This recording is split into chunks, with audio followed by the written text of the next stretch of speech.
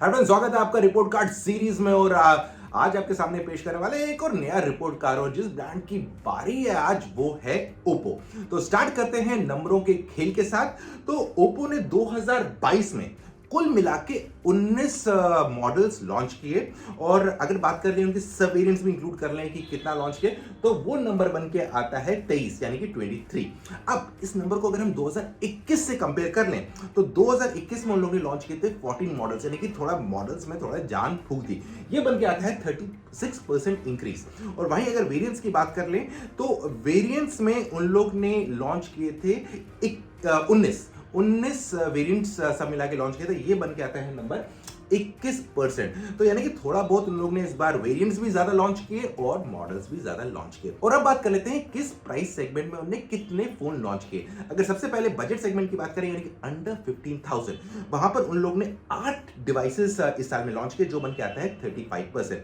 वहीं अगर 15,000 से लेकर 25,000 की बात कर ले तो वहां पर उन लोग ने लॉन्च किए 9 डिवाइसेस, जिसका बन के आता है मार्केट शेयर जो उनका बन के आ रहा था 39%। अब अगले सेगमेंट को रुक करते हैं, वो है 25 से 35,000। इसमें उन लोगों ने 4 डिवाइसेस लॉन्च किए, जो बन के आता है 18%। और वहीं अगला सेगमेंट 35 टू 45K में उन लोगों ने एक डिवाइस लॉन्च किया है, 4% उसका नंबर बन के आता है। और वहीं 45 एंड अबव और 55,000 के अंदर ही था, वो भी एक ही डिवाइस लॉन्च किया था, जहां बन के आता है नंबर आपके पास 4%। अब रुक करते हैं अगले सेगमेंट की ओर, लेकिन उससे पहले ऐसा कर लेते हैं, हम बात कर लेते हैं मीडियाटेक के मैनेजिंग डायरेक्टर जो इंडिया के हैं, अंकुश जैन, और उनसे जानने की कोशिश करते हैं कि उन्होंने भी रिसेंटली एक नया चिपसेट लॉन्च किया है। क्या है उसमें एक्स फैक्टर, और साथ साथ एक और चीज उनसे पूछते हैं कि 2022 तो जाने वाला है, अब आने वाला है 2023। तो 2023 में जो कंज्यूमर्स है यानी कि आप और मैं, हम लोग मीडियाटेक से क्या एक्सपेक्ट कर सकते हैं। हाँ जी, जैसे आपने देखा है कि ये साल हमारा बड़ा एक्साइटिंग रहा है मीडियाटेक के लिए, और अगले साल के लिए भी हम बहुत एक्साइटेड हैं। Lot of action happening for next year, जो हम बात करेंगे अभी। And recently we have announced the MediaTek Dimensity 9200 chipset. ये जो चिपसेट है ये हाई एंड एंड्रॉइड फोन्स के लिए डिजाइंड है फॉर फ्लैगशिप लेवल परफॉर्मेंस।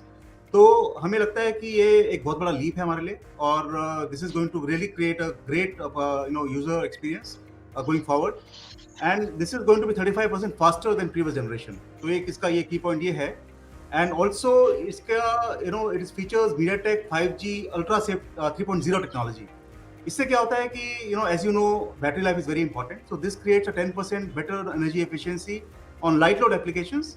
और अगर आपके हैवी लोड एप्लीकेशंस हैं तो उस पर 19% पावर सेविंग होती है।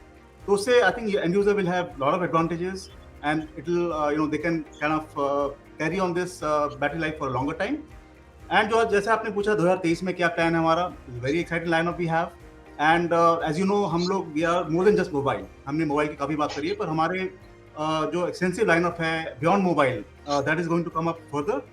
And we are going to still focus on brilliant and advance technology, जो हमारे across all the business lines, that's going to continue. And also we are not going to stand still, we will keep growing.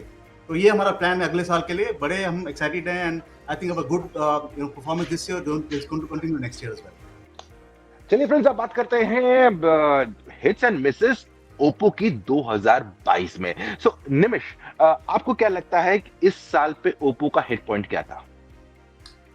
Sandeep, इस साल Oppo का hit point मेरे according ये था कि एक तरह से उन्होंने अपने पोर्टफोलियो काफ़ी डाइवर्सिफाई किया और बजट सेगमेंट में आ गए। पहले जो एक था स्लाइटली एलीट सा अप्रोच इनका था, इस साल इनके जो थे हमने कई फ़ोन्स देखे जो 20-25 हज़ार से कम की रेंज में आ रहे थे, और अच्छे फ़ोन्स थे। एंड अनलाइक जैसे कहा जाए कि राइवल्स जो थे, जैसे आईक्यू थे, रेडमी तो है ही है, वन प्लस भी उसमें आ गया, जो बहुत कोशिश कर रहे थे कि स्पेक्स पे लड़ने की। ओप्पो ने थोड़े डिज़ाइन पे लड़ने की कोशिश की है। They try to bring a lot of classy flashy design to the budget segment. तो मेरे अनुसार ये एक अपने आप को एक अलग आइडेंटिटी देना और पूरे सेगमेंट को एक अलग आइडेंटिटी देने की कोशिश जो थी, इनका हिट पॉइंट थी। राइट। सो नंदू, आपको क्या लगता है कि इस साल का ओप्पो का हिट पॉइंट क्या था? सी मुझे लगता है जैसे निमिष कह रहे हैं ना कि वो थोड़ा बजट फोकस्ड हो रहा है। आप देखोगे ओप्पो ओरिजिनली एक बजट कंपनी नहीं है।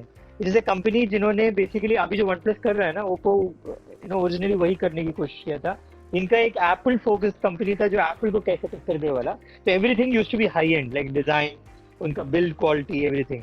तो ये for a company like that to think कि अभी एक अपॉर्चुनिटी शायद उनको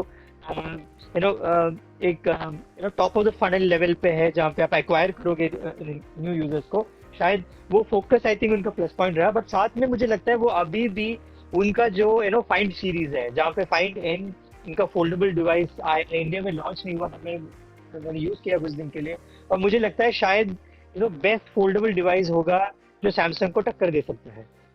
तो वो इस टाइप के प्रोजेक्ट पे काम कर रहे हैं जहाँ पे ये top of the line segment पे भी काफी शायद इम्पैक्ट कर सकते हैं, बिकॉज थोड़ा out of the box thinking है इनका फोल्डेबल डिवाइसेस को लेके। सो आई थिंक ये जो एक ट्विन प्रॉन्ग अप्रोच है कि नीचे भी देखो ऊपर भी देखो, वो शायद इनके लिए काम करेगा। राइट और नंदन निमिष, मुझे लगता है कि इस साल का अगर स्ट्रॉन्ग पॉइंट देखा जाए तो जैसे हमने 2021 की रिपोर्ट कार्ड में बात की थी कि ओप्पो ऑफलाइन मार्केट में अपने आप को काफी स्ट्रॉन्ग करने की कोशिश कर रहा है और बहुत अच्छी टक्कर भी दे रहा था सैमसंग को।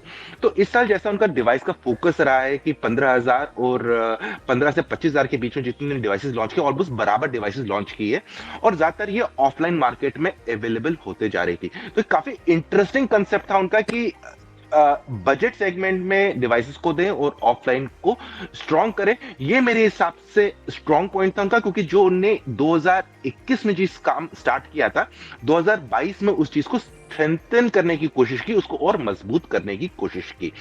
निमिष, आपको क्या लगता है इस साल का उनका वीक पॉइंट क्या था?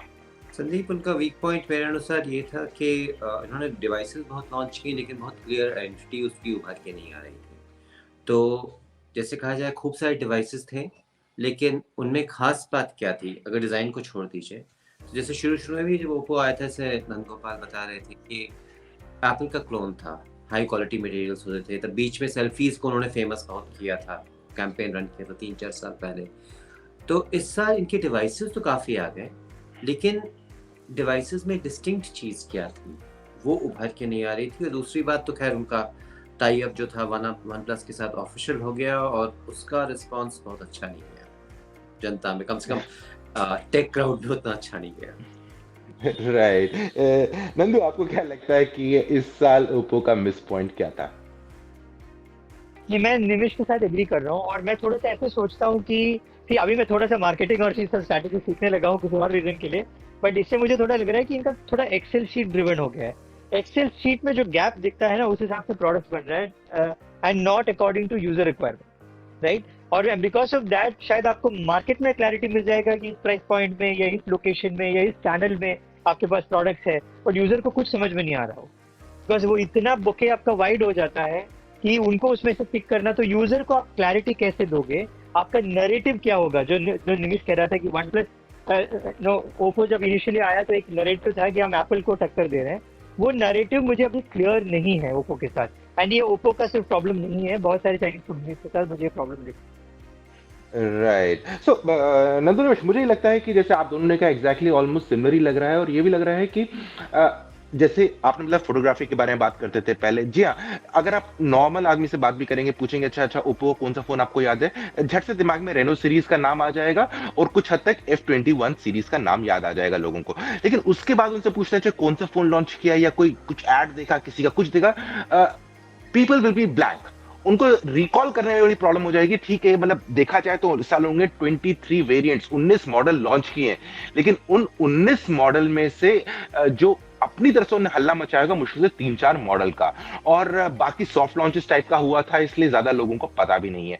तो इन शॉर्ट इतना ज्यादा उन्होंने लॉन्च जो किए, बस लग रहा था बस लॉन्च के लिए लॉन्च कर दिया है और लोगों को उसकी खबर नहीं है। जब लोगों को खबर नहीं है तो नंदू की लैंग्वेज में वो जो एक्सेल शीट में गैप तो फिल हो गया, लेकिन एक्चुअल में मार्केट में इंपैक्ट नहीं हो पा रहा है। सो अब रुक करते हैं अपने अगले सेगमेंट का, जहां पर हम बात करते हैं top 3 smartphones of Oppo in 2022।